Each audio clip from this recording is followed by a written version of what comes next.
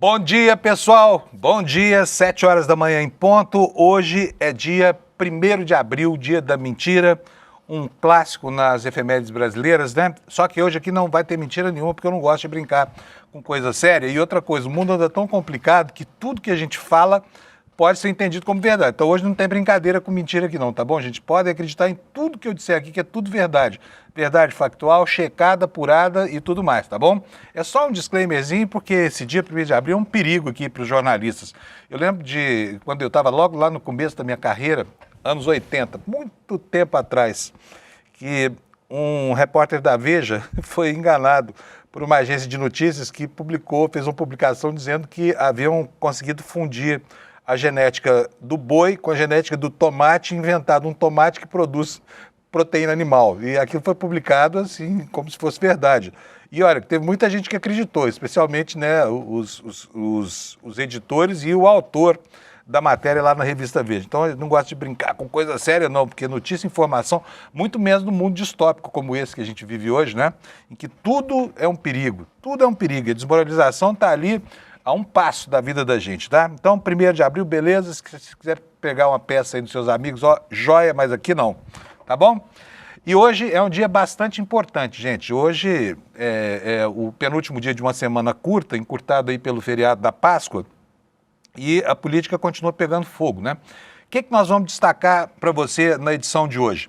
Bom, primeiro de tudo, o homem começa hoje uma nova caminhada, uma nova viagem em direção ao satélite natural da Terra, a Lua, né? Essas viagens já aconteceram a partir de 1968, mas elas foram interrompidas em 72, depois que 11 astronautas pisaram na Lua, porque não havia o que fazer lá. Então nós passamos 53 longos anos sem voltar à Lua. Hoje cogita-se usar a Lua como uma espécie de plataforma avançada de lançamento de missões que teriam como objetivo chegar até Marte, né?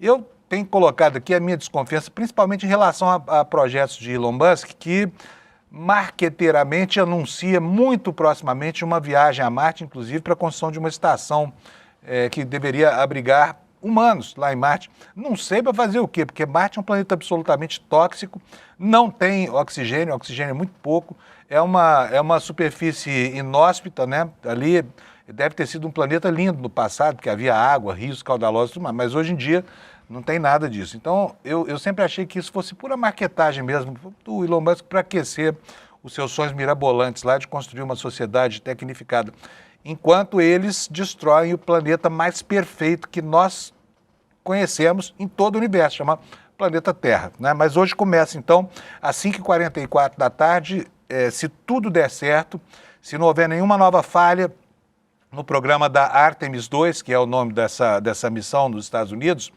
o foguete vai acionar seus motores e decolar para uma missão que vai levar 10 dias. Dessa vez o homem não vai pisar na Lua, ele vai apenas orbitar o planeta, preparando o ambiente tecnológico para uma próxima missão em que haveria aí sim o desembarque de outros astronautas lá na Lua, né? Que ainda não tem data para acontecer, tá bom? Mas enfim, houve muitos erros em relação ao projeto dessa espaçonave, do foguete que a conduz, e esse lançamento deveria ter acontecido em 2024, mas vem sendo paulatinamente adiado. E hoje, os astronautas retomam dos poetas, né, o desígnio da Lua, tá? Esse é um dos destaques. Outro destaque é uma candidatura que começou flopando os seus apoios mais próximos, né? Ontem, Ronaldo Caiado se lançou oficialmente candidato à presidência da República pelo PSD, pré-candidato, né, para falar a palavra certa, porque candidato é só depois das convenções partidárias.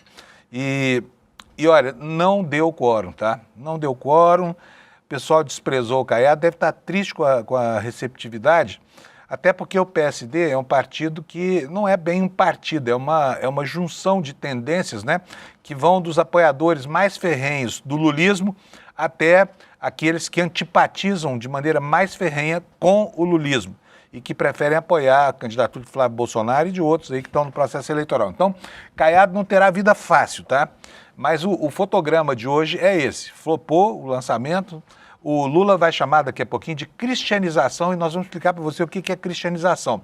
Mas já antecipo que o Lula acha que isso vai, que o Caiado não é não é letra morta nessa campanha eleitoral, não, tá? Vamos saber daqui a pouco por que com o Lula. Enquanto isso, lá no Palácio do Planalto, começam a se tornar públicas divergências entre a área da comunicação e a área política representada pelo ministro Rui Costa, né? Ele abriu tiroteios lá contra o Sidônio, né? Aquele que veio no lugar do Paulo Pimenta, que realmente foi um desastre na condução da política de comunicação do governo. Nós vamos falar sobre isso também hoje aqui com vocês, tá bom? E olha, tem nova denúncia contra o Xandão. A Aeroxandão dessa vez não é a Malu Gaspar, é a Mônica Bergamo na Folha de São Paulo de hoje que está informando que o ministro e a mulher dele, Viviane Barsi, voaram pelo menos 8 vezes em jatinhos da empresa de Daniel Vorcaro. O ministro já negou isso, disse que a matéria é fantasiosa, mas o escritório da mulher dele confirmou que realmente contratou serviço dessa empresa do Vorcaro, né? Só não confirmou que o Xandão estava junto, mas ambos negam que o Vorcaro ou o Zettel tenham estado em alguns desses voos. Segundo todo mundo, não estava. A matéria da Folha, inclusive, não trata das companhias nos jatinhos do Daniel Vorcaro usados pelo ministro, tá? Mas eu ressalto que o Xandão disse que isso é mentira, que a matéria é fantasiosa, a despeito de a mulher dele ter confirmado que o escritório dela realmente contratou. E olha, como é que chegaram a essa conclusão? Muito interessante o caminho, foi o cruzamento de informações de 3 bancos de dados, tá? Da ANAC, o RAB da ANAC, que é o Registro das Aeronaves Brasileiras, da presença no terminal executivo de voos do aeroporto de Brasília e também com o cronograma de pousos e decolagens no aeroporto de Brasília. A partir disso foi possível chegar a essa informação que a Folha de São Paulo está divulgando hoje. Mais um problema aqui para o ministro Alexandre de Moraes tratar com esse ambiente aí, né, de Banco Master, essa coisa toda. É muito desgastante, né? Todo dia uma informação nova dando conta de um vício de comportamento novo. Mas vamos lá, vamos conhecer tudo isso ao longo da edição de hoje. Deixa eu chamar aqui o Alex para dar uma aliviada no nosso noticiário. Alex, bom dia! Bom dia, Panunzio, bom dia, nossa audiência. Como você está? Você ontem torceu pela Croácia, eu tenho certeza. Isso Porque mesmo. o Brasil venceu, né? Isso mesmo, lembrando que eu tava torcendo ali pra Croácia, aquela zica reversa, mas ontem, Panunzio, ficamos felizes ali pela vitória da nossa Brasil. Zica reversa? Sim. Eu aprendi essa técnica com o William De Luca, na redação aqui do foi com o William? Foi. Que ele chegava e falava que ia dar outro time, sempre acontecia ao contrário. Eu acho, mas dessa vez, querendo ou não, a seleção brasileira jogou melhor ali no segundo tempo que a Croácia e nossa zica deu certo, Panunzio. Quer dizer que o William torce contra o Palmeiras, é isso? Toda vez que tem jogo do Palmeiras? Isso é uma maneira curiosa de torcer por um time torcendo contra, né? É aquela torcida contra só pra falar da boca pra fora, porque o coração tá torcendo pra nossa seleção, né, Panunzio? É, pro forma, né? Também. E funciona, então? Sim, às vezes sim. Muito bom. Isso é o contrário daquele método que o pessoal criador de Duende usa, que é o método naquele livro O Segredo, né? Que Sim. fala o seguinte, que você tem que mentalizar uma coisa se quiser alcançar. E você pensa, ela acaba acontecendo. Isso mesmo. A gente Então, pensa que vai perder e ganha no final. Tá bom, muito bom. E como é que foi o jogo ontem contra a Croácia? Perfeito, eu deixei aí a artezinha só pra nos guiar. A seleção brasileira, para nos jogou mais ou menos bem no primeiro tempo, porém no segundo tempo foi melhor. Aí a seleção abriu o placar ali com a cria da academia, o Danilo, que joga atualmente no Botafogo, e eu creio que já cravou ali a vaga na Copa do Mundo. Eu acho ele um ótimo volante, um ótimo camisa 5 ali, que sai pro jogo e faz os gols. No segundo tempo a Croácia conseguiu empatar, porém após a entrada do Endrick, que eu fico muito feliz porque o menino merece muito essa convocação e a oportunidade de estar na Copa do Mundo, que eu levaria ele. Após a entrada dele, ele sofreu o pênalti. O Igor Thiago, que joga no Brentford, fez o gol de pênalti. E depois o Endrick deu uma assistência ali pro Gabriel Martinelli e decretou a vitória da seleção brasileira nesse amistoso. Eu tava vindo pra cá, tava acompanhando no Twitter, o pessoal falando que a gente está brigando pelo Neymar na Copa do Mundo, sendo que a gente tinha que brigar pelo Endrick estar e não o Neymar. E eu concordo plenamente com essa opinião do pessoal que estava no Twitter, né, de manhã e ontem, Panunzio. Que bom. Então, finalmente apareceu aí algum futebol, né, na seleção brasileira. Sim. Agora, não foi só o Brasil. Ontem, Portugal também se deu bem jogando contra os Estados Unidos, né? Deu um olé lá nos gringos. E sem Cristiano Ronaldo, Isso mesmo, Panuso. Lembrando que o nosso robozão, que eu aprecio muito, ele foi poupado ali pelo treinador e não foi convocado, porém a seleção de Portugal ganhou de 2-0 ali em cima dos Estados Unidos, que é um dos anfitriões ali dessa Copa do Mundo, junto com México e Canadá, e ganhou fora de casa, fez um ótimo jogo, e a seleção portuguesa, eu acho, na minha opinião, que está dentro ali de uma das favoritas, junto com a França e a Espanha e a Alemanha também, Panuso. Beleza, maravilha. E hoje tem futebol ou não? Então, Panuso, como é a data FIFA, não temos, mas o que acontece? Ontem teve a final da repescagem ali de alguns clubes, algumas seleções. A Bolívia perdeu para o Iraque e está fora da Copa do Mundo. E a Jamaica perdeu para o Congo e também está fora da Copa do Mundo. E teve uma seleção, Panuso, que é a Itália, que tem uma tradição demais ali na Copa do Mundo. Está fora da Copa do Mundo após perder nos pênaltis ali para a aposta estar eliminada. É a terceira Copa do Mundo seguida que a nossa seleção italiana está fora da Copa do Mundo, Panuso. Puxa vida, quem diria, hein? Quem diria? E olha, isso está no nosso horizonte também. A Itália era uma potência, a esquadra Azzurra era algo muito respeitável, tanto que enfrentou o Brasil duas ou três Copas, enfim, você sabe quantas finais de Copa nós encontramos a Itália, não? Eu posso pesquisar, mas o que me vem da cabeça é aquele pênalti perdido ali pelo Baggio, que perdeu e a seleção brasileira se sagrou campeã. Na Copa de 70 também a final foi contra a seleção da Itália, se eu não estou enganado. Duas finais, o Anderson me confirma aqui, Panuso. Duas finais? Beleza. Como você sabe, meu caro telespectador, a equipe de esportes deste canal é muito competente e tem informação na ponta da língua, até quando o âncora do programa pega todo mundo de surpresa com certas perguntas meio idiotas. Isso mesmo, e antes de finalizar, segundo o Anderson, foram 2 finais e 2 títulos para nossa seleção brasileira, então temos muita sorte contra eles. Então, vamos nessa, temos aí o nosso desiderato no horizonte, hein? Mirem a Itália, mirem-se no exemplo daqueles jogadores de Roma, tá bom? É isso aí, pessoal. Bom, vamos dar uma olhadinha aqui nos destaques, então, na capa do ICL. Temos aqui, olha, uma notícia boa abrindo o noticiário aqui para nós. O diesel, mais de 80% dos estados aderem à proposta para conter a alta de preços. E a Europa, enquanto isso, pede que os trabalhadores fiquem em casa diante da crise do petróleo, né? Home office, de novo, foi a solução para a pandemia, agora é a solução para a guerra do Trump, essa guerra insana. E ele agora está dizendo que pode, em poucos dias, abandonar lá o teatro de operações. O Trump lá nos Estados Unidos. Gente, o Trump está completamente perdido, está completamente gaga. Não é possível tanto disparate assim. O mundo está nas mãos de um sujeito acelerado, de um sujeito que está senil e é perigoso porque ele é perverso e não tem fronteira moral mais, tá? Dizem os especialistas os geriatras dos Estados Unidos que ele está com demência frontotemporal. E isso não é um diagnóstico político, é um diagnóstico clínico mesmo, com base nos disparates. O que ele fez ontem com uma jornalista durante uma entrevista, praticamente assediando no ar, se tiver tempo eu vou mostrar para vocês durante a edição de hoje, tá bom? Mas vamos lá, continuando aqui. Diesel, né? Então mais de 80% dos estados aderiram à proposta para conter as alças dos preços, enquanto a Europa está lá se virando para que as pessoas poupem o pouco petróleo disponível por causa do fechamento do Estreito de Hormuz, né? Olha, nós tivemos também ontem o relato de uma brasileira que passou um tempão na cadeia, presa como imigrante ilegal, uma moradora lá do norte de Minas Gerais, ela se chama Vivian, né? E denunciou num vídeo que viralizou nas redes sociais nos últimos dias as condições em que foi mantida presa, apenas por imigrar, sem cometer crime nenhum, ressaltando, logo desde o início do seu depoimento, que emigrar não é crime. Todo cidadão do mundo está resguardado, inclusive pela Declaração dos Direitos do Homem, o direito de buscar uma vida melhor em outros lugares do mundo, tá bom?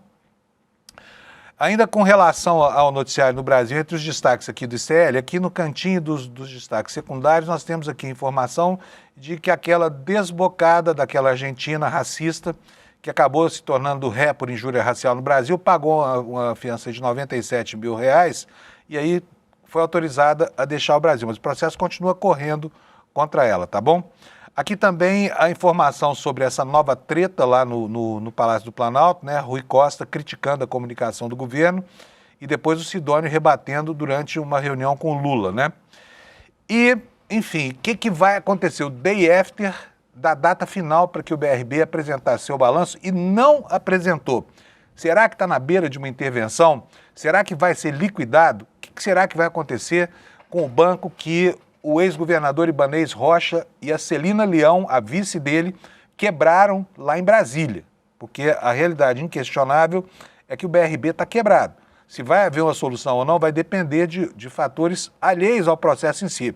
Mas, tecnicamente falando, um banco que não apresenta balanço já há vários trimestres e não apresentou o balanço do ano passado, porque não pode justificar as fraudes, é uma instituição que tem a base do negócio corroída, que é a credibilidade, né?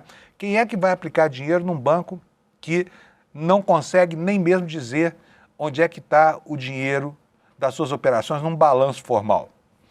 Esses são os destaques que a gente vai apresentar durante o jornal de hoje. Agora eu vou falar um pouquinho da meteorologia rapidamente aqui, porque nós já temos o Kleber Lourenço esperando ali. Vou mostrar para vocês aqui, olha, no mapa de hoje, eu vou atualizar aqui a página porque ela não está mostrando as zonas coloridas, agora apareceu aqui, tá aí, ó. Nós vamos ter chuva em todo o norte do Brasil e também aqui entre o estado de São Paulo, sul de Minas e a fronteira sul do estado do Paraná com Santa Catarina. Vai chover. Pode chover bastante nessas regiões aí. São Paulo está previsto até temporal hoje. São chuvas de cúmulos nimbus, né, que podem trazer trovoadas. Então vamos logo para a temperatura nas capitais para saber como é que vai ficar o tempo aí no seu estado.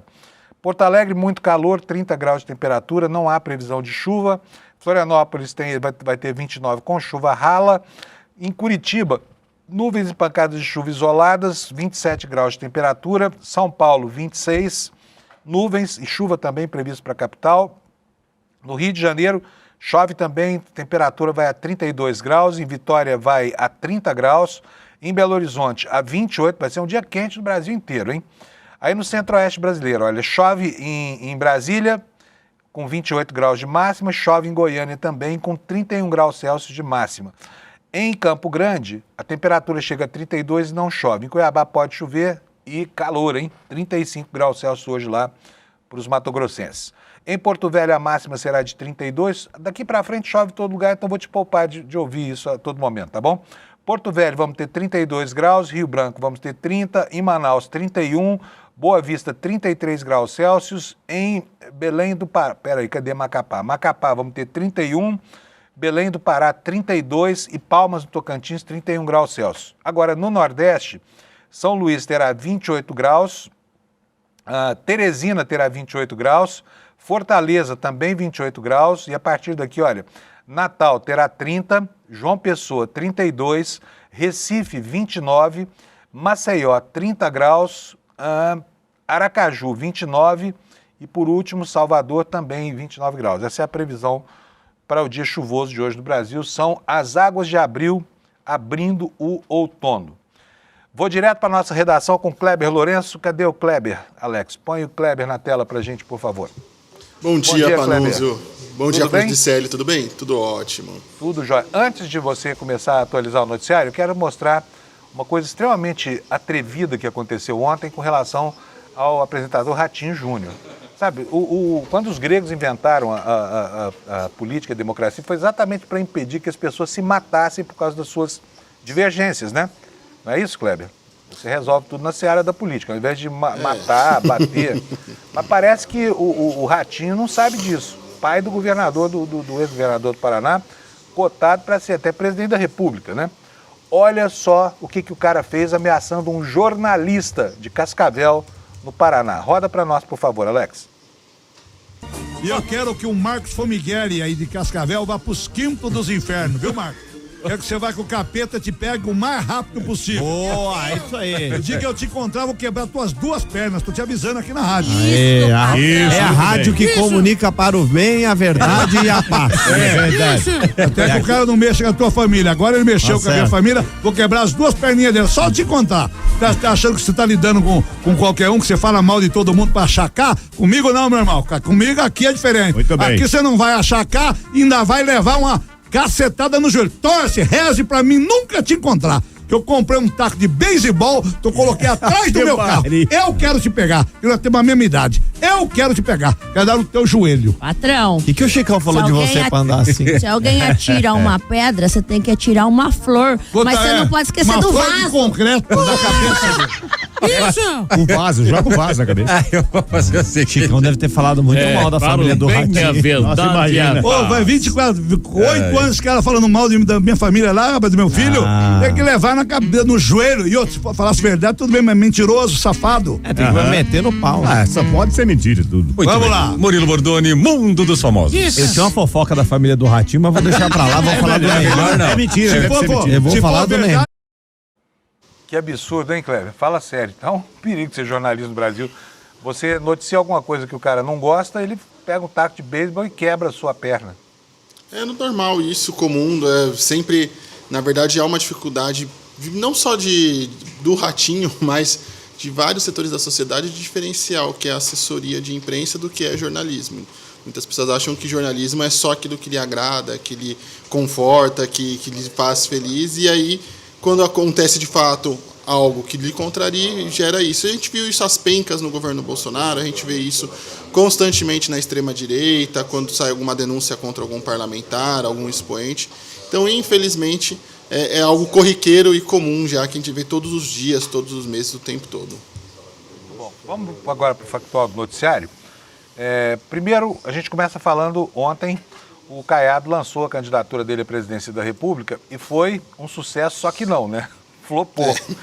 Flopou legal mesmo. Conta para nós como é que foi, Kleber. Olha, Panunzio, candidatos a governadores do PSD ignoraram o lançamento da candidatura de pré-candidatura do Ronaldo Caiado à presidência da República pelo PSD. Muitos dos principais nomes não fizeram sequer publicações nas redes sociais ou fizeram algum comentário nos posts do Caiado. Meio que o evento já passou de forma batida e assim. Sejamos francos, o discurso de Ronaldo Caiado no lançamento da sua pré-candidatura já teve uma repercussão muito ruim. Teve várias críticas na imprensa, a gente já falou aqui sobre esse discurso destrambelhado de que o Juscelino Kubitschek, o ex-presidente Juscelino, deu uma anistia que foi feita de forma honrosa. Lembrando que após essa anistia do Juscelino, reforçando, os militares tentaram durante todo o governo dele e depois dar um golpe e tentar ali tomar o poder dos civis. Então, enfim, vários problemas do discurso. Caiado, como sempre, também tem uma mania muito ruim, acho que isso explica a dificuldade dele de passar do 1,5% das pesquisas, como diria o presidente Lula, de sempre culpar o eleitor pelo seu péssimo resultado eleitoral também. Então, que as pessoas, os eleitores, são muito ignorantes, são iletrados. Ele não fala de forma direta, mas a base do discurso é essa, de que os eleitores não votam nele, mas porque é um problema dos eleitores, não dele. A culpa sempre é da sociedade, da sua baixa performance eleitoral no cenário nacional. E também vem desse problema da terceira via, de que ele, mais uma vez eu vou insistir nesse assunto, porque acho que é importante. Não existe uma grande demanda de pessoas, de eleitores, buscando um candidato de centro da terceira via. Na verdade, essa grande demanda, e aí também eu recomendo a alguns colegas de profissão, alguns analistas e operadores do mercado, a saírem um pouco da bolha de debate político. A gente que acompanha muito a política, a gente tende a achar que alguns eventos são estrondosos, são ali retumbantes, e, na verdade, ele só está ali restrito a nossas bolhas de convivência. Recomendo, por exemplo, eu pego todos os dias para vir para cá no ICL às 6 da manhã, a linha 8 Diamante, e não vejo ninguém falando sobre a terceira via, os clamores de um candidato da terceira via. Até porque esses candidatos, eles não se identificam com a sociedade. Na maioria das vezes, esses candidatos defendem, por exemplo, estagnação do salário mínimo, até mesmo redução ou congelamento do reajuste do salário mínimo, desmonte de aparelhos públicos, de serviços públicos importantes para a sociedade, defendem uma menor intervenção do Estado num país onde o Estado já é ausente em maioria dos setores das regiões.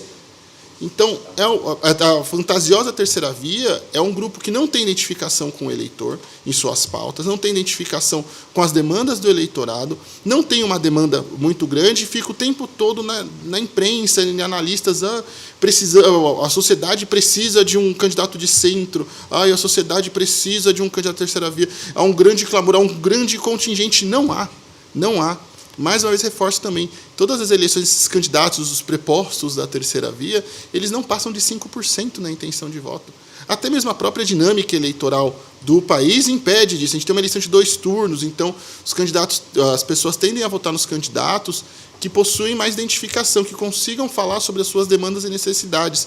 O que, inclusive, para essa terceira via é encarado de forma negativa. Eles falam que as demandas populistas dos candidatos de partido X ou partido Y. Então, esses candidatos, esses expoentes da dita terceira via, eles tendem até mesmo a desvalorizar os candidatos que falam sobre as demandas do povo.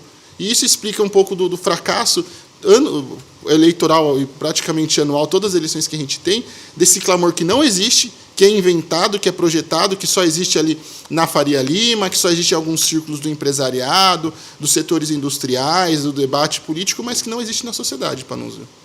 Bom, o pessoal está chamando o PSD de sepulcro caiado. Por que será, hein? Sepulcro caiado é uma expressão que Jesus chamou os fariseus de sepulcros caiados, porque os sepulcros eram pintados com cal branca, né? Durante a Páscoa. E, aliás, nós estamos bem próximos aqui não a Páscoa dos judeus, a Páscoa dos cristãos. E por dentro eles estavam eivados de corrupção e, enfim, coisas feias, né? Isso significa hipocrisia. Bom, vamos lá, vamos tocar aqui. Falar em sepulcro caiado, o TCU também é um sepulcro caiado em relação ao Banco Master, né? Porque aparentemente por fora tudo bonitinho, mas por dentro tudo podre, né, o Kleber? E só algumas semanas, Panunzio, o presidente da Comissão de Assuntos Econômicos do Senado, o senador Renan Calheiros, ele derrubou o sigilo de vários relatórios e comunicações do Tribunal de Contas da União, falando sobre aquele plano, aquela operação do Banco de Brasília, o BRB, para tentar salvar o Banco Master.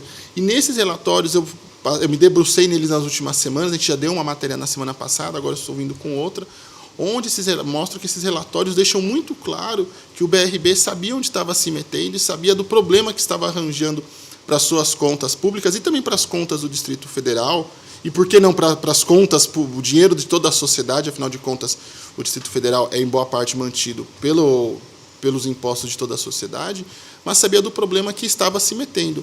Em um dos trechos dos documentos que eu tive acesso e que eu li, fala-se sobre o seguinte, Panunzio.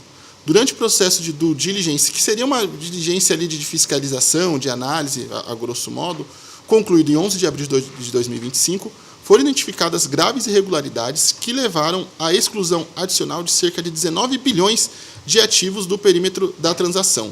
Em outro trecho também fala, foram descobertas irregularidades nas carteiras de crédito cedidas pelo Banco Master ao BRB, envolvendo a cessão de créditos inexistentes ou sem comprovação financeira adequada. E aí que a história muda de patamar. O caso deixa de ser apenas uma operação arriscada para salvar um banco fragilizado, para se mostrar ali uma operação de fato com endosso direto e com o objetivo claro de salvar o Banco Master, que estava já com graves problemas. Então essas documentações do TCU deixam muito claro isso e deixam claro mais ainda que o BRB sabia onde estava se metendo e sabia o que poderia acontecer caso entrasse nessa operação de salvamento do Banco Master, Panunzio. Muito bom. Bom, vamos para o próximo assunto, então, rapidinho. Campos Neto, finalmente convocado, né, para depor numa CPI no Congresso Nacional, Kleber. Olha, isso é um pouco igual festa junina. Olha a cobra, é mentira. Campos Neto foi convocado, mas é mentira, ele não compareceu ontem e agora já os parlamentares avaliam como vão fazer para trazer. Olha a cobra, é mentira. Olha Campos Neto, é mentira. Não teremos ele. 1º de abril, como 31, lembrou Alex. Ontem foi 31, né? Antecipou um pouquinho. Por que ele não foi, hein, Kleber? Basicamente porque não quis, se recusou ali. Não precisa, né?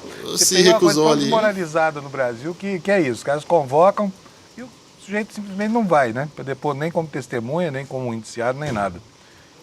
Ele se recusou e agora os parlamentares estão vendo os senadores da comissão da CPI do crime organizado, estão avaliando ali formas de conseguir trazer Campos Neto para que preste esclarecimentos. Nós aqui, tanto no Desperta SL, quanto nos outros programas da grade, N1, N2, Urgente, até mesmo em Detalhes, enfim, todos esses programas nós já reforçamos várias vezes, eu mesmo com várias reportagens no site também, a importância de se ouvir Campos Neto e que ele preste esclarecimentos e explicações para a sociedade, sobre a atuação do Banco Central no período que o Banco Master teve a sua ascensão meteórica, ali a partir de 2019. E, inclusive, que preste explicações sobre como o Banco Central permitiu que o Banco Máxima, que tinha diversos problemas com a Justiça e com órgãos reguladores, fosse vendido para uma pessoa que tinha problemas com a Justiça. Daniel Vorcado já tinha problemas também na questão do mercado financeiro, já tinha alvo de inquéritos e investigações pela Polícia Federal e pela Justiça brasileira. Então, tudo isso precisa ser muito explicado, assim como a ascensão meteórica do Banco Master durante a gestão Campos Neto. Eu mesmo dei em primeira mão ali também que o Daniel Vorcado, durante a gestão Campos Neto, foi 24 vezes ao Banco Central. Uma quantidade ali considerável para o tamanho do banco. O Banco Master, ele começou muito pequeno e aí foi crescendo ali de forma meteórica e inexplicável até hoje. Então, é fundamental, e mais uma vez eu faço esse apelo, é preciso que a sociedade saiba e tenha conhecimento do que aconteceu no Banco Central para que o Banco Master virasse esse descalabro. Foram vários em série. Inclusive, o nosso documentário, que foi exibido ontem, fala de forma magistral sobre esse assunto. Eu recomendo também que a nossa audiência assista, mas é fundamental que o próprio presidente do Banco Central, no período da ascensão do Banco Master, explique isso, e até agora ele não deu explicações sobre tudo isso que aconteceu. Até agora o que está muito claro é, o Banco Central foi displicente, e isso eu falo de forma assim, muito conservadora e cuidadosa, mas no mínimo foi displicente com ali, parafraseando Gilmar Mendes, com o abecedário de irregularidades que havia no Banco Master. Muito bom. Beleza, maravilha. Bom, novela do Bessias no Supremo Tribunal Federal, até agora não foi a mensagem. Só para lembrar, em dezembro passado, né, o presidente Lula antecipou que seria rápida a indicação do Messias. 11 dias depois já estava tudo certo, da saída do Barroso já estava tudo certo. Só que não, né? Não aconteceu nada, a coisa começou a complicar. Lula foi para a China, a coisa começou a engrossar e nunca mais se resolveu esse problema. Já vamos aí para 5 meses de paralisia nessa indicação. Mas agora vai. E o Kleber Lourenço conseguiu falar ontem com o Jorge Messias. Ele confirmou, né, Kleber, que vai haver indicação. Isso, o nome do Jorge Messias já foi enviado ao Senado ontem à noite, Panúzio, e eu conversei também com ele sobre essa questão da indicação, sobre a expectativa, e ele foi muito claro numa conversa que eu tive com ele.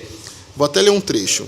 Continuarei meu empenho pela pacificação e estabilidade. Como profissional do direito, sempre valorizei o diálogo e a conciliação como as melhores maneiras de resolver conflitos. Reafirmarei meu compromisso com essas credenciais. Então já é um discurso muito claro se preparando para a vindoura sabatina que teremos na CCJ. O presidente da Comissão de Constituição e Justiça do Senado, Otto Alencar, também já sinalizou que vai pautar a sabatina o quanto antes para que possamos avançar com esse processo. E aí ficará pendente apenas ali que o Davi Alcolumbre paute a votação no plenário após a sabatina, que é a etapa final para que o nome de Jorge Messias seja confirmado ou não, caso ele tenha os votos necessários para que se torne ministro do STF. Mas isso mostra ali, finalmente um avanço depois de meses diante de um imbróglio que tínhamos referentes à indicação do nome de Jorge Messias. Um outro ponto interessante é que, embora Lula tenha sinalizado a Davi Alcolumbre que poderia enviar o nome de Jorge Messias nos próximos dias, o presidente do Senado foi pego de surpresa com o aviso, o anúncio, na verdade, porque ele não foi avisado diretamente, mas houve um aviso na reunião ministerial, e aí depois os membros do governo passaram a falar com a imprensa sobre isso, mas sobre o anúncio do envio do nome. Então ele ficou sabendo pela imprensa também de que o nome seria enviado ontem mesmo. Não ficou sabendo diretamente pelo presidente Lula, mas o governo está bem confiante, inclusive, a gente já tinha conversado um pouco sobre isso no final do ano passado. O Jorge Messias já tinha comentado a interlocutores próximos que tinha os votos ali necessários para a indicação. A preocupação deles, o que fez o governo segurar o envio do nome, é a falta de garantias de que Alcolumbre colocaria esse nome em pauta. Se esse nome não tivesse pautado e o Alcolumbre ficasse segurando por muito tempo, isso poderia fazer com que Alcolumbre, que na época era contra a indicação de Messias, pudesse tentar reverter o jogo que naquele momento, no final do ano, segundo o próprio Palácio do Planalto, estava favorável para o Messias. Então, eles só fizeram o envio desse nome diante da certeza e da segurança de que não se demoraria muito para que a sabatina fosse realizada e a votação para a aprovação do seu nome fosse pautada no plenário do Senado, Panunzio. Bom, gente, por último, aqui o meu tempo hoje está apertado, eu estou atrasado aqui, Kleber, não vai dar tempo, eu quero convidar as pessoas para lerem a matéria sobre um homem que fraudou durante anos recebendo uma pensão de um militar falecido, né? Que uma pessoa controlou o perfil dele lá na Previdência do Exército, recebeu R$1.600.000. Vou pedir para o Alex botar aqui na tela para você ver. Kleber, depois a gente fala sobre isso, tá? Porque senão eu não dou conta de cumprir minha obrigação aqui. Vou correr, tá aí. O homem mantém fraude por 14 anos. R$1.600.000 botou no bolso com essa brincadeira. Houve uma condenação lá pela Justiça Militar. O Kleber está contando essa história pra gente com exclusividade aqui, não é isso, Kleber? Isso, e é mais um caso ali do problema da farra das pensões e do gasto das Forças Armadas com pagamento de pessoal que não tem nenhum controle e é um sumidouro de dinheiro. Maravilha. Leia aqui no nosso site. Um abração, Kleber. Obrigado por você. Até mais. Amanhã, tchau, tá? tchau. Eu já vou direto chamar o Lula Costa Pinto. Eu só quero que o Alex me confirme se ele está pronto aí, se está tudo certo. Se estiver, pode botar o Lula na tela já. Aí, eis que surge o nosso querido Lula. Tudo bom, Lula? Bom dia. Bom dia, Fábio. Bom dia quem nos assiste e quem nos ouve. Muito bom. Gente, olha, primeiro eu quero saudar o fato de que o Lula está com a gente aqui hoje, estará conosco agora toda segunda, quarta e sexta. Nós aumentamos 50% a participação do Lula no jornal e eu espero aumentar mais ainda, porque o Lula é, assim, um dos jornalistas mais bem informados sobre tudo que acontece lá em Brasília, como você sabe, né, Lula? Vamos a 150% de aumento, como um CDB do Banco Master, né? Exatamente, vamos crescer como cresceu o Daniel Vorcaro, pagando 150% do CDI televisivo, né? Bom, gente, ô Lula, não vai faltar assunto para você hoje, né? Primeiro, vamos começar com o negócio do BRB. Ontem era o dia fatal para a entrega do balanço de 2025. O banco não entregou. Já estava atrasando os balanços trimestrais. Um banco sem balanço, um banco que não consegue explicar o seu próprio movimento financeiro, os seus ativos, os seus passivos, merece confiança do correntista no Brasil? Qual é o futuro desse banco? O BRB está há 6 meses, Fábio, sem entregar balanço, né, 2 trimestres, e se ele completar 1 ano, ele terá que ser automaticamente liquidado ou entrar no RAET, que é o Regime de Administração Especial Temporário. Mas ele já está pagando R$1.000 por dia, né, de atraso da publicação desses balanços. E ele não publica desde dezembro do ano passado, né, o balanço do último trimestre de 2025, e ele já vem então com esse custo, que é comparado aos 16,7 bilhões de reais que o BRB pagou para o Banco Master, recebendo em troca carteiras fraudadas de empréstimos consignados, como ficou didaticamente explicado no documentário do ICL, que foi ao ar ontem, mas já está disponível para ser assistido de novo no nosso canal de YouTube, né? O documentário é ancorado pela Débora Manhana e pelo Eduardo Moreira, espetacular para compreender as fraudes do Banco Master. Então, voltando ao BRB, no dia de hoje o BRB tem uma série de problemas. Primeiro, problema político, porque a Celina Leão, governadora, que assumiu, né, depois da renúncia do Ibanez Rocha, Ibanez que ela está se preparando para trair na campanha eleitoral, a Celina Leão não quer dar curso às soluções que estavam desenhadas pelo Ibanez para o BRB. Por quê? Porque ela, de fato, isso aí tem que ser dito a favor dela, a Celina Leão, de fato, não se meteu nessas falcatruas que aconteceram na relação entre BRB e Master, por uma questão singela da política. Ela era e sempre foi uma adversária política do Paulo Henrique Costa, que era o presidente do BRB, o presidente que foi afastado quando houve a liquidação do Master. A Celina nunca conseguiu indicar nenhum diretor do BRB, nunca conseguiu indicar nenhum empresário para que tomasse o empréstimo privilegiado do BRB, como eles concediam naquela época, simplesmente porque o Paulo Henrique Costa tinha um problema político com ela. E o Ibanez permitia que isso acontecesse. Então, neste momento, o que a Celina quer é mostrar para eles que eles têm que pagar o preço dos erros e das fraudes eventuais que estão sendo investigados que cometeram. Então, tem esse problema político. Segundo, tem um problema técnico, né? O BRB não apresentou o balanço ontem, deveria ter apresentado. Hoje, o Banco Central exige que o BRB apresente uma solução para os rombos, de onde virá o dinheiro, né? O Ibanez dizia que iria tirar do caixa do GDF. A Celina está dizendo, não vai tirar do meu caixa, porque ela precisa desse dinheiro para fazer proselitismo político. Os ativos que estão colocados para venda, para capitalização do BRB, não existem. Esses ativos imobiliários, do fundo imobiliário que o GDF criou, isso não existe. O GDF se portou como se fosse uma autocracia do Oriente Médio, como, por exemplo, o Sultanato do Catar, né, o Emirado, né, Árabe Unido do Bahrein, né, e pudesse ter um fundo soberano, né, como se aqui a gente tivesse alguma grande riqueza que não seja apenas o patrimônio imobiliário, mas patrimônio imobiliário natural do Distrito Federal, que tem nascentes, né, dentro dele. Ele está tentando vender um terreno chamado aqui de Serrinha.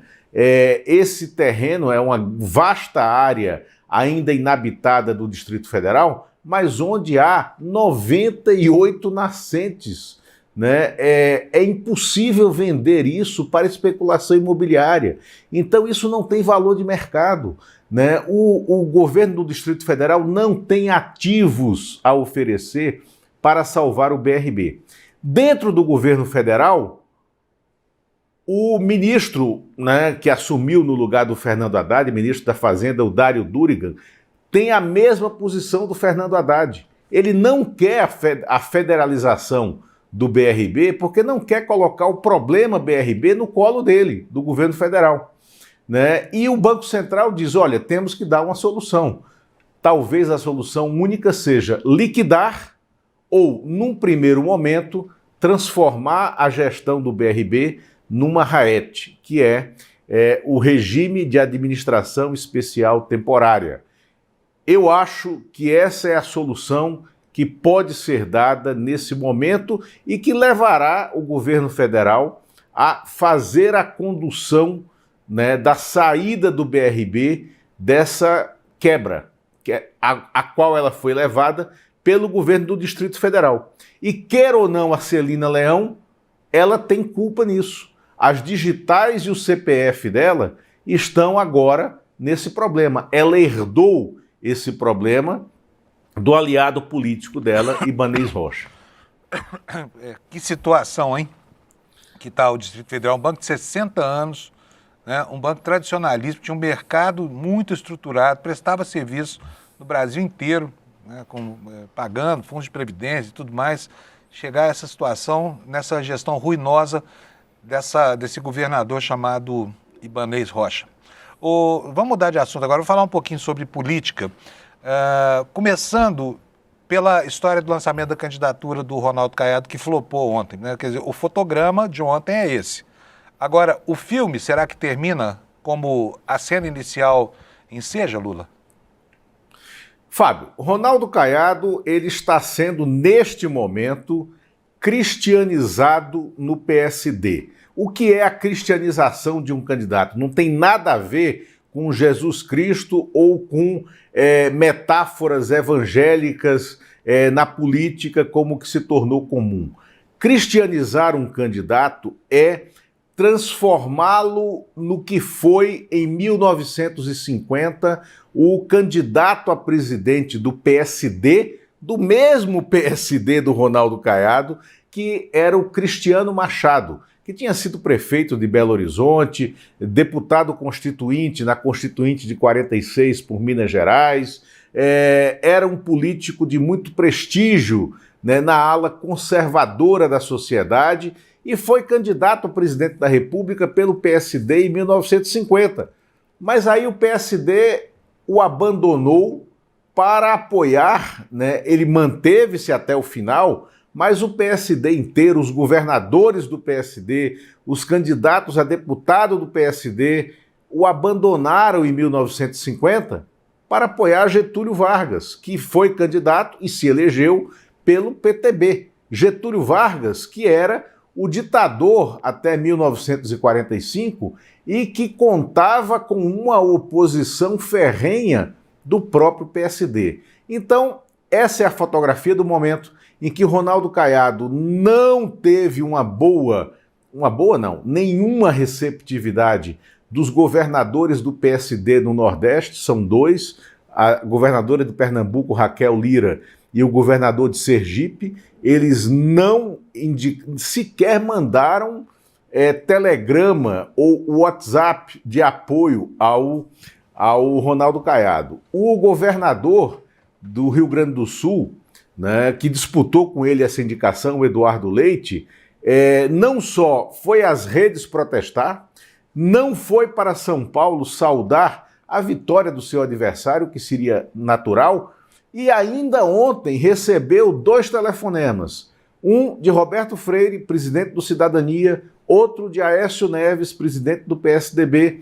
Ambos têm uma federação, os partidos, a federação PSDB Cidadania, ofereceram os partidos para que o Eduardo Leite se filie a eles e saia ainda candidato a presidente da República nessa eleição, com essa tentativa de comer o cenário pelo centro.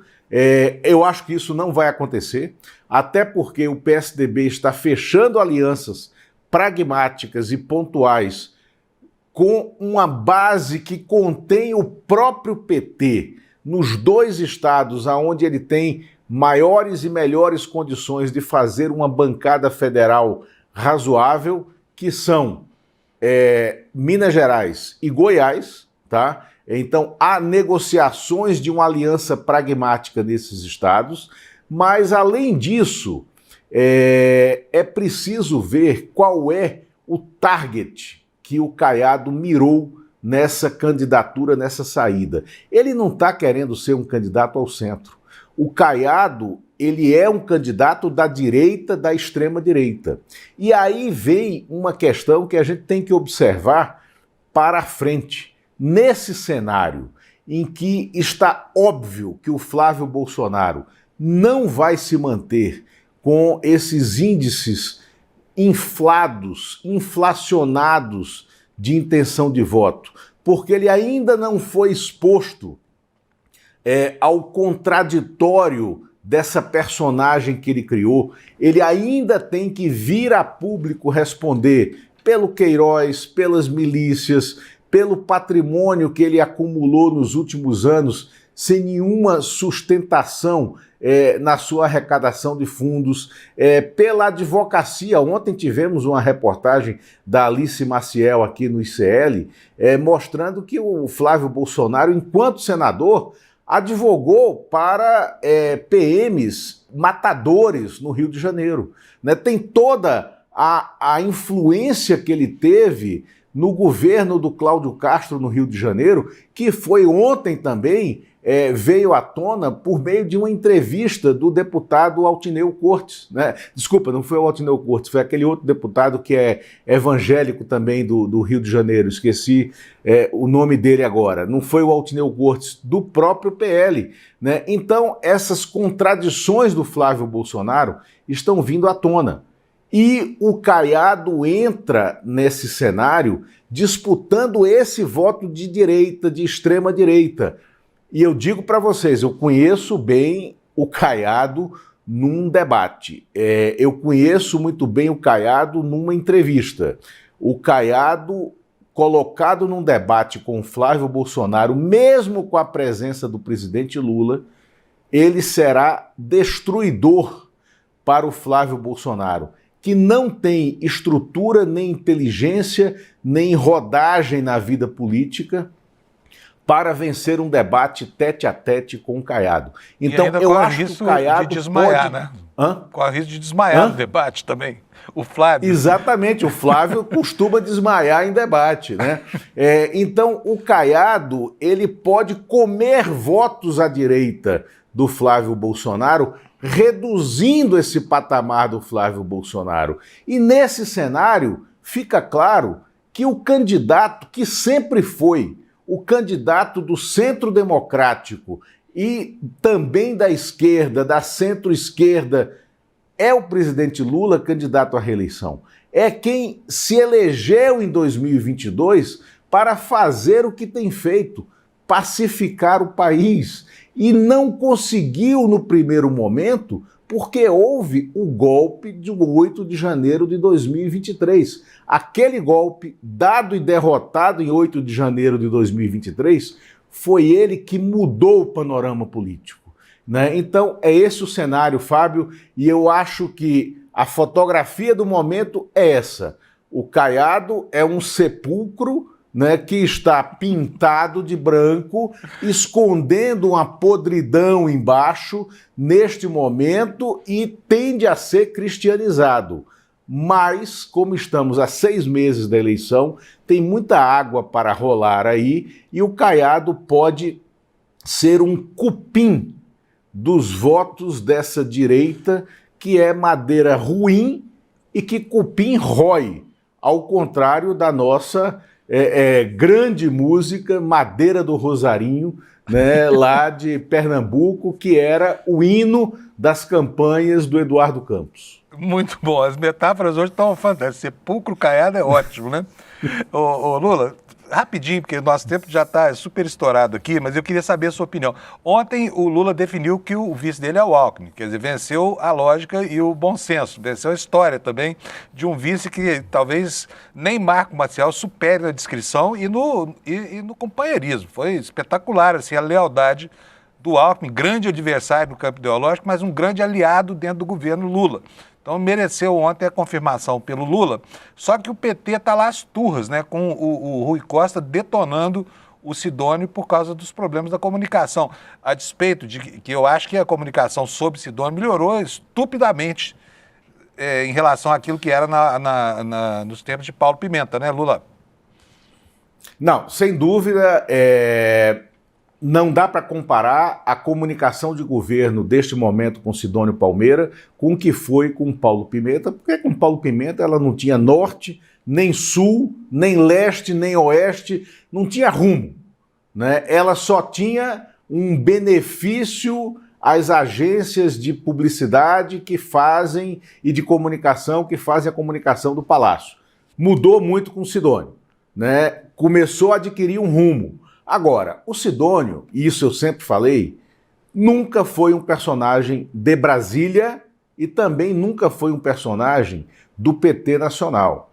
Essas são duas coisas muito complexas, né? Brasília é uma rede de intrigas aonde se você colocar 3 pessoas no gabinete, em 15 minutos começa a ter uma disputa, uma intriga, uma disputa de espaço de poder e fofoca, né? Então, ele não escapou disso, ele não escapou dessa receita. Dentro do PT, há muitas vaidades, né? E uma disputa também entre PT paulista e PT baiano, que são hoje os 2 núcleos mais poderosos do partido. Ele também sucumbiu a essa disputa. E isso se refletiu na reunião ministerial de ontem.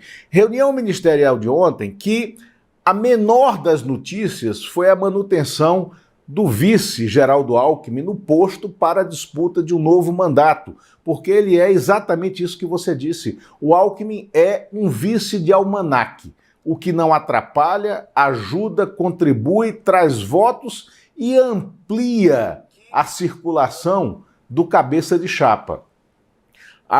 Também a grande novidade foi a presença do Dario Durigan, o novo ministro da Fazenda, na reunião, que foi brilhante. Agora teve essa eclosão de fofocas, essa disputa entre Rui Costa e Sidônio. Rui Costa provocando muitos ciúmes, né, e inflando muito alguns egos contra outros dentro da reunião e o Sidônio se defendendo. Mas isso vai...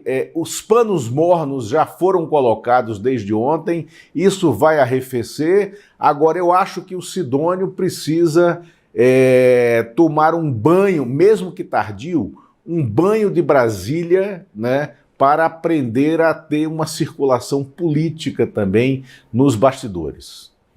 Valeu, Lula, brigadíssimo pela sua participação nessa primeira quarta-feira de muitas que virão. E a gente se encontra aqui... A gente não se encontra na sexta, né? Sexta-feira aqui é feriadão, então a gente se encontra na segunda. Um abração, Lula. Então vamos até segunda.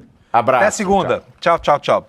Pessoal, algumas notícias aqui que não abordamos ainda. Tem uma informação importante hoje na Folha de São Paulo. Quero mostrar aqui para vocês a manchete, a matéria da Mônica Bergamo. Olha, Alexandre de Moraes voou em aviões da empresa do Vorcar, indicam documentos. E voou muito, tá? Voou 8 vezes. Para chegar a essa informação, a Folha de São Paulo cruzou dados de bancos públicos. Ela conseguiu a informação sobre pessoas que ingressaram na área da aviação executiva do aeroporto de Brasília, fez um cross-check com os pousos e decolagens de aviões em Brasília e acabou descobrindo que o Alexandre de Moraes e a mulher dele viajaram pelo menos 8 vezes em jatos do Vorcar. Vou ler para vocês só um trechinho aqui, depois vocês vão lá no site da Folha de São Paulo, que está lá a informação, tá bom? O ministro do Supremo Tribunal Federal, Alexandre de Moraes, e a mulher Viviane Bart de Moraes voaram em jatos executivos de empresas do dono do Banco Master, Daniel Vorcar, pelo menos 8 vezes entre maio e outubro do ano passado, indicam documentos obtidos pela Folha de São Paulo. Para encontrar esses voos foram feitos cruzamentos de 3 bancos de dados. O primeiro é da ANAC, com os nomes das pessoas que embarcam no terminal executivo do aeroporto de Brasília. O segundo é o registro dos voos que decolam do mesmo local. E o terceiro são os dados do RAB, RAB, que é o Registro das Aeronaves Brasileiras, que é o registro público, está no site da ANAC para todo mundo ver. E aí a reportagem consultou os donos das aeronaves, consultando esses bancos todos, chegou a informação. Dos 8 voos, 7 foram aviões da Prime Aviation. Tá? Essa empresa de compartilhamento de bens de luxo tem como sócio quem? Daniel Vorcar, tá? Ele é sócio dessa empresa através de um fundo patrimonial chamado Blue.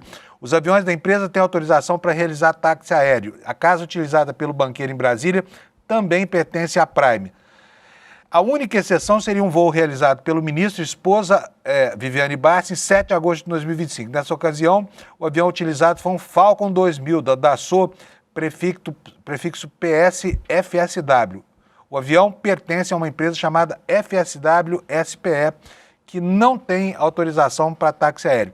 O ministro negou, chamou de fantasiosa a informação, mas o escritório da advogada Viviane Bart, mulher dele, confirmou, estão aqui, olha, as escalas de voo, diz que o escritório contrata serviço de jatos de aviação executiva e que, nesse caso, foram feitos descontos dos honorários contratados naquele contrato tão polêmico que a gente já sabe onde vai, né? Essa informação está no site da Folha, depois você vai lá e dá uma olhadinha na coluna da Mônica Bergamo, tá bom? Mais uma informação grave aqui sobre, né, essa relação entre o ministro Alexandre de Moraes e o dono do Banco Master, que nunca foi totalmente esclarecida, a rigor, que precisaria ser. Por último de tudo, antes de encerrar o jornal, quero falar com vocês que hoje é um dia muito especial, porque o homem retoma o sonho da conquista do espaço. Tá aí uma matéria no site da NASA, antecipando aqui, que já começou a contagem regressiva para o voo da missão Artemis 2, que vai levar 4 astronautas para o espaço, tá? E é muito legal a composição da tripulação. São 4 astronautas que representam toda a diversidade. Um é negro, uma é mulher, os outros 2 são brancos. Então tá ali, foi feita uma composição para que simbolicamente a humanidade tivesse representada nesse voo, que não vai pousar na Lua, tá? Vai fazer órbitas na Lua, será depois catapultado pela gravidade lunar de volta à Terra em 10 dias. Se tudo der certo, essa missão volta trazendo intactos esses 4 astronautas e a contagem regressiva já começou, tá? Você pode acompanhar tudo pelo canal da NASA, nasa.com, nasa.gov, aliás, lá nos Estados Unidos, e ficar a par do que acontece nessa missão. E agora, no finalzinho, deixa eu dizer uma coisa para vocês, foi maravilhoso o documentário exibido ontem aqui pelo ICL.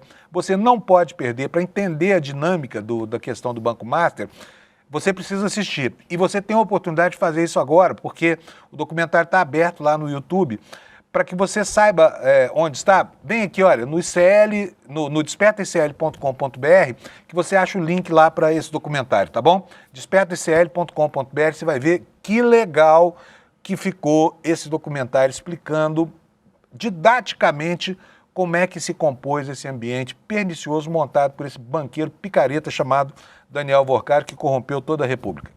Obrigado pela sua audiência. Amanhã a gente volta aqui 7 da manhã para encerrar a semana precocemente. E olha aqui a audiência de hoje, ó. De novo em primeiro lugar, com 23.503 pessoas nos assistindo, né, deixando na poeira os nossos concorrentes. Obrigado para você mais uma vez. Bom dia e até amanhã. Tchau.